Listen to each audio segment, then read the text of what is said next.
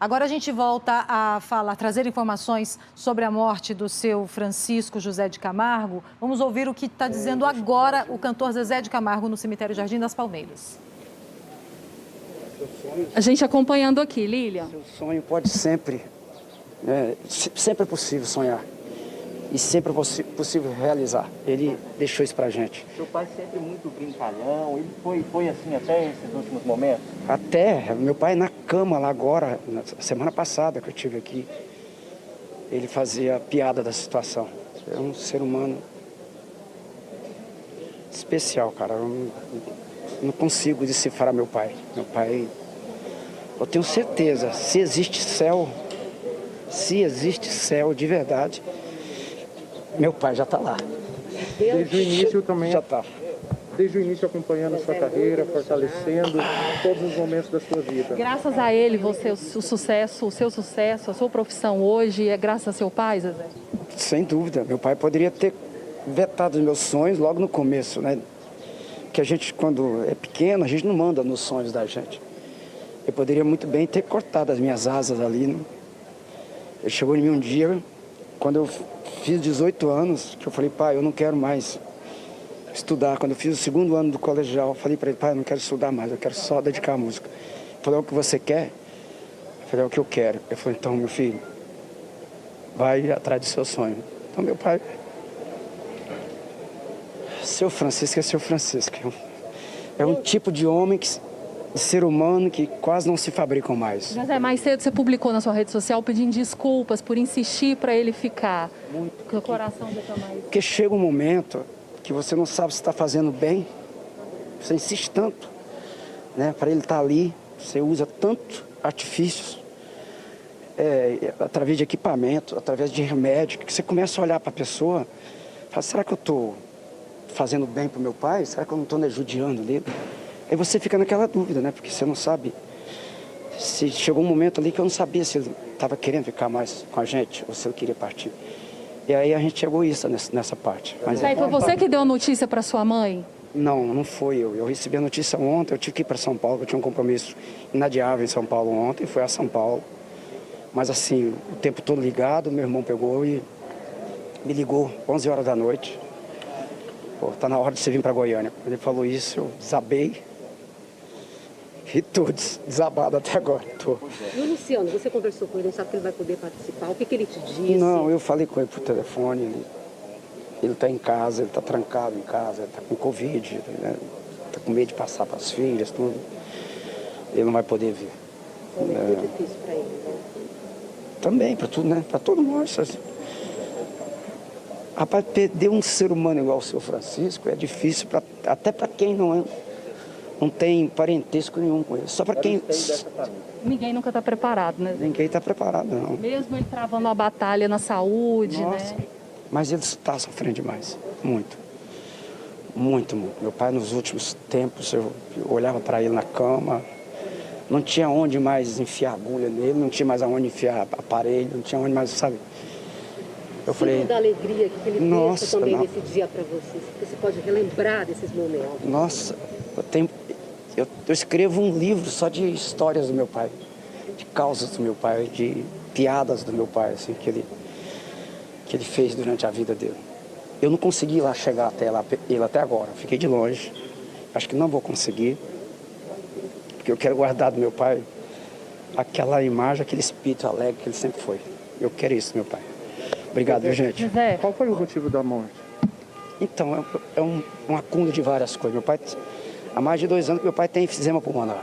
E já teve mal, assim, UTI várias vezes. Chegou a ficar 4 meses internado. É que a gente nunca quis falar isso para não causar especulação e tudo. Mas o motivo da morte, na verdade, que eu acho que falência múltipla de órgãos, porque foi parando um, parando outro.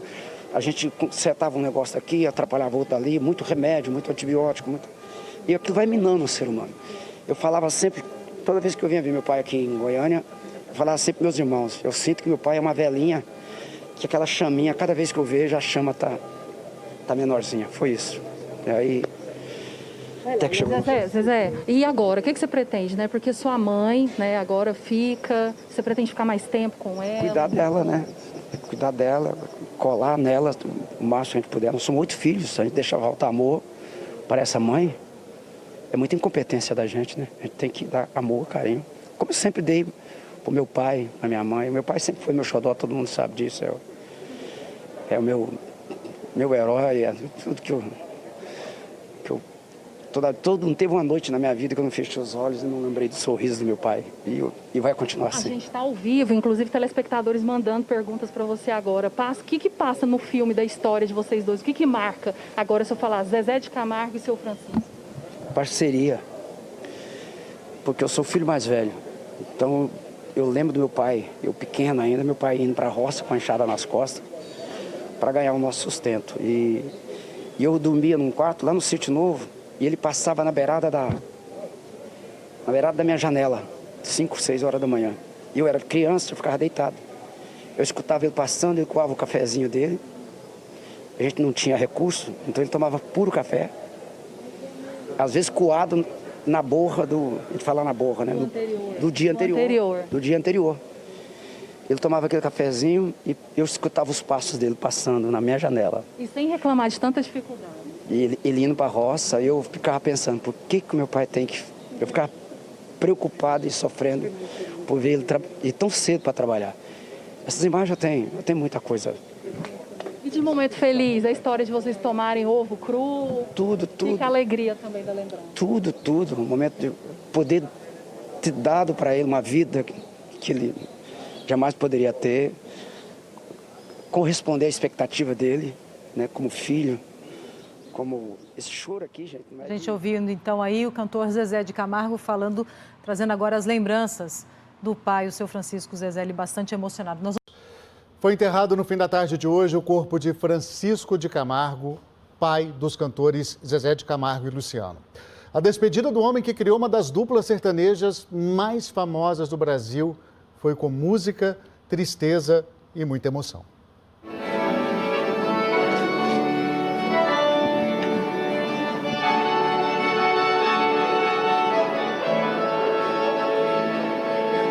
Foi ao som da música É o Amor na Sanfona que Zezé e a dupla de Paulo e Paulino fizeram uma homenagem ao seu Francisco durante o velório. A sanfona, companheira de música, hoje serviu também como amparo para o Zezé, que em lágrimas escorado, perto do caixão, se despediu do pai. Toda vez que eu vinha ver meu pai aqui em Goiânia, eu falava sempre para meus irmãos, eu sinto que meu pai é uma velhinha, que aquela chaminha, cada vez que eu vejo, a chama tá menorzinha, foi isso. A esposa do seu Francisco passou o tempo todo grudada com o seu amor de uma vida inteira. A neta, a cantora Vanessa, também se despediu do avô, assim como dezenas de outros familiares. O cantor Luciano, filho do seu Francisco, não pôde acompanhar o velório porque está com a Covid-19. De acordo com a assessoria da dupla, ele está em casa em São Paulo, em contato com a família e muito abalado. A simpatia e a humildade do seu Francisco são lembradas pelos filhos. Deixou aqui uma lição para todos muito importante, né? Uma lição de luta, de batalha. Autoridades também acompanharam as despedidas. Entre elas, o governador de Goiás, Ronaldo Caiado, o prefeito de Goiânia, Iris Rezende, e o prefeito de Aparecida, Gustavo Mendanha. Muitos fãs se aglomeraram na entrada da capela e seguiram o cortejo com o corpo do seu Francisco. O enterro foi por volta das 5 da tarde e levou muita gente ao cemitério Jardim das Palmeiras. Seu Francisco morreu na noite de segunda-feira. Ele estava internado há 15 dias devido a um sangramento no intestino. Aconteceu em decorrência de uma falência cardíaca pulmonar, isso com um antecedente também decorrente de uma complicação cirúrgica de uma semana atrás. O adeus ao homem que criou uma das duplas mais conhecidas do país foi com um símbolo marcante da trajetória do sertanejo. Ela sabe que depois que cresce o filho vira passarinho.